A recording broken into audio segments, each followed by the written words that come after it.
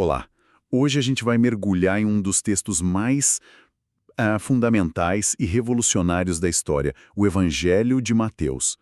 Mas a nossa abordagem vai ser um pouco diferente. Com base no material que recebemos, vamos analisar esse texto não como uma simples biografia, sabe? Mas como a crônica de um violento choque de reinos. É uma lente de análise fantástica, porque, de um lado, você tem todo o sistema religioso estabelecido na Judéia do primeiro século, hierárquico, cheio de regras, focado na pureza ritual, né? E do outro surge essa figura, Jesus, falando de um reino dos céus que, assim, parece ser a antítese de tudo isso. Exato. Então a nossa missão aqui é rastrear essa colisão. Ver como Mateus, o autor, constrói essa narrativa de confronto ponto a ponto. E o mais curioso é que o conflito já começa na identidade do próprio autor, não é? Sem dúvida. Pensa bem, quem era Mateus? Um publicano. Na prática, um coletor de impostos para o Império Romano. Para os seus conterrâneos judeus, ele não era só um pecador, ele era um traidor, alguém que colaborava com a potência opressora. O simples fato de Jesus chamar ele para ser um dos discípulos mais próximos já é tipo uma declaração de guerra contra as convenções da época. É o primeiro ato de inversão. E essa identidade de Mateus influencia para quem ele escreve, claro. As fontes indicam que o público principal dele eram outros judeus. Ele está tentando convencer o próprio povo de algo. Precisamente. É por isso que o evangelho começa de uma forma que a maioria dos leitores modernos acha, assim, meio tediosa e até pula. A genealogia. Aquela lista de nomes no capítulo 1. Confesso que meus olhos sempre passam direto por essa parte. Parece só uma lista telefônica antiga, né? Pois é. Mas para um povo judeu do primeiro século, aquilo era o argumento de abertura de um processo. Mateus não está só listando nomes, ele está construindo um caso. Ele organiza a linhagem em 3 séries perfeitas de 14 gerações para conectar Jesus de forma inquestionável ao rei Davi e a Abraão. A mensagem é clara e imediata. Olha, este não é um estranho, este é o Messias prometido nas nossas próprias escrituras. Ah, então a genealogia é a prova de legitimidade. E uma vez que ele estabelece que Jesus tem as credenciais para o cargo de rei, ele nos apresenta a plataforma de governo, a constituição desse novo reino. É aí que a gente entra no Sermão da Montanha. Exatamente, capítulos 5 a 7. E não é uma coleção de dicas de autoajuda ou pensamentos positivos, não. É um manifesto político e espiritual que vira mesa. Jesus pega a lei de Moisés, o fundamento da identidade judaica, e a radicaliza de uma forma que ninguém esperava. E de uma forma que parece impossível. Ele diz, ouviram o que foi dito, não matarás. Ok, a maioria de nós consegue cumprir isso. Mas aí ele continua. Eu, porém, lhes digo, qualquer que se encolerizar contra seu irmão será réu de juízo. Espera um pouco. Agora a raiva, uma emoção humana básica, está no mesmo patamar legal do assassinato. E ele não para por aí. Olhar para alguém com desejo lascivo já é adultério no coração. A lei dizia, olho por olho, que era uma forma de limitar a vingança. Ele diz, ofereça outra face, eliminando a vingança por completo. A lei mandava amar o próximo, que geralmente era interpretado como ame seus compatriotas. Ele ordena, amem os seus inimigos e orem por quem os persegue. Isso é tão radical que eu me pergunto, qual é o objetivo? Ninguém consegue viver de acordo com um padrão tão ridiculamente alto. Parece uma receita para o fracasso e para a culpa constante. E essa pode ser exatamente a intenção. O fascinante aqui é a mudança de foco. O sistema religioso dos fariseus, os guardiões da lei na época, era primariamente externo.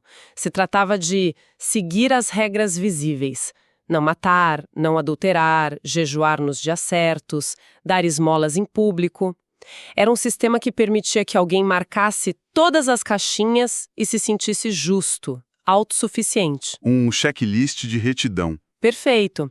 Jesus pega esse checklist e o incendeia. Ao levar a lei para o campo da intenção, do coração, do pensamento, ele torna o padrão humanamente inatingível por esforço próprio. Ele quebra a lógica de que você pode ser bom o suficiente para Deus por meio da sua própria performance. E com isso, ele desfere um golpe mortal no orgulho religioso. É o que ele quer dizer em Mateus 5:20. Se a justiça de vocês não excederem muito a dos fariseus, de modo nenhum entrarão no reino dos céus.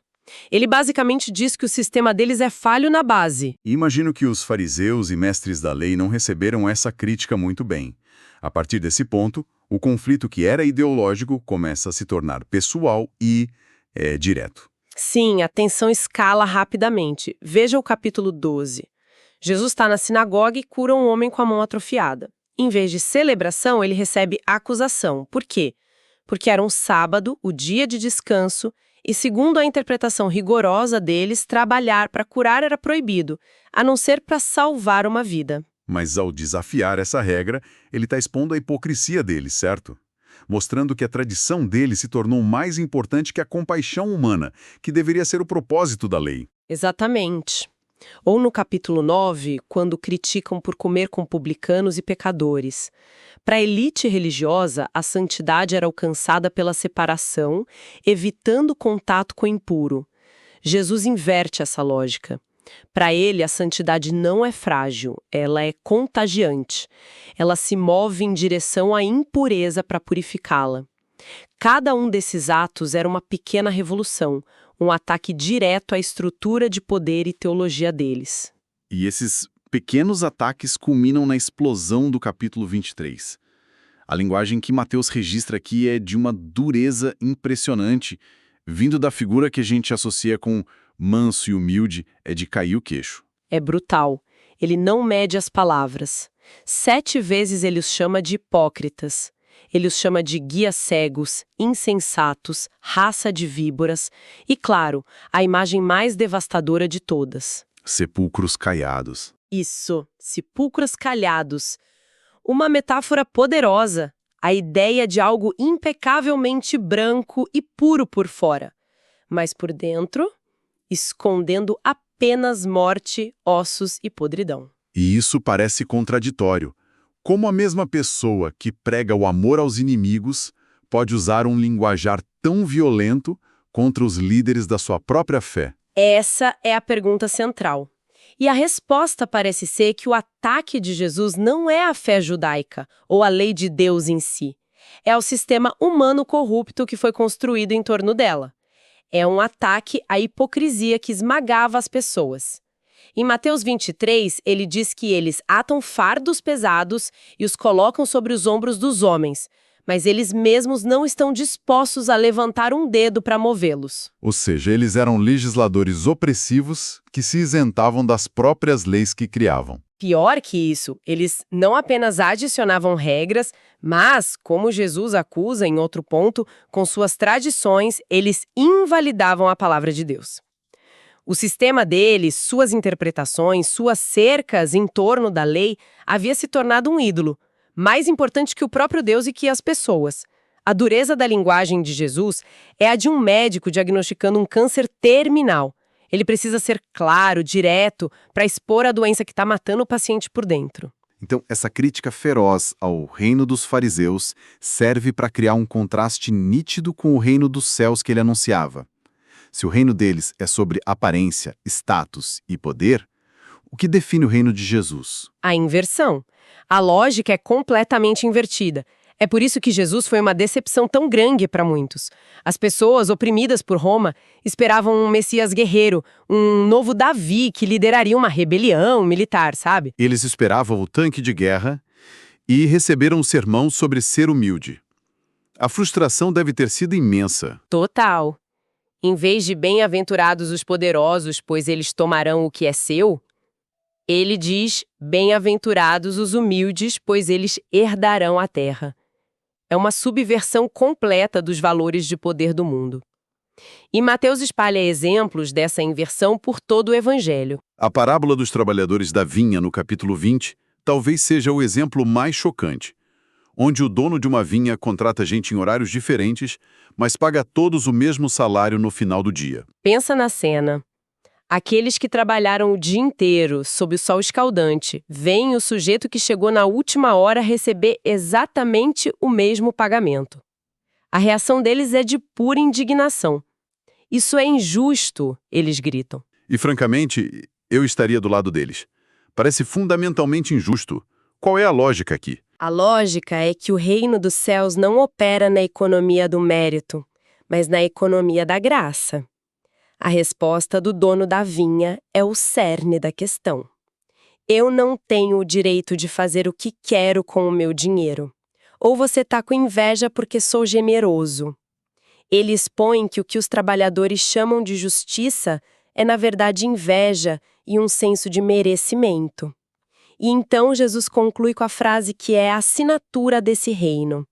Assim, os últimos serão os primeiros e os primeiros serão os últimos. Isso abala completamente a nossa noção de mérito e recompensa. Totalmente, e se conecta a tudo que ele diz sobre grandeza.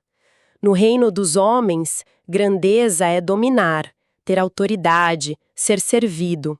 Em Mateus 20, Jesus diz explicitamente: quem quiser se tornar grande entre vocês, deverá ser servo. Ele redefine o poder. O poder não é para controlar, é para servir. E essa lógica radical atinge seu clímax na grande parábola do julgamento final. Absolutamente fascinante é o critério para essa separação, não é um teste de doutrina. O rei não pergunta: você acertou sua teologia sobre a Trindade? Ele não pergunta: você frequentou o templo regularmente? Não, o critério é totalmente prático.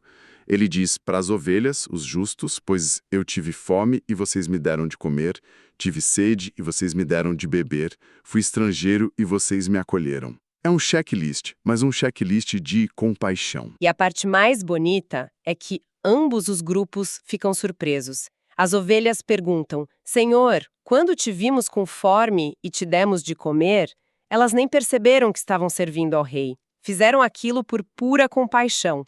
E a resposta do rei é a frase que amarra todo o evangelho de Mateus.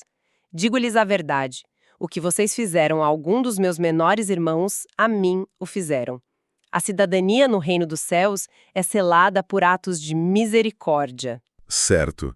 Então, vamos recapitular essa jornada. Fica claro que Mateus constrói essa narrativa de colisão de forma magistral. Ele começa estabelecendo a legitimidade de Jesus como rei.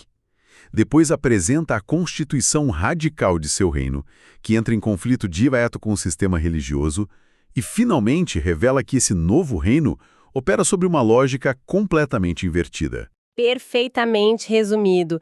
E o evangelho não termina com a coroação de Jesus como um rei terreno, mas com um comissionamento, uma missão.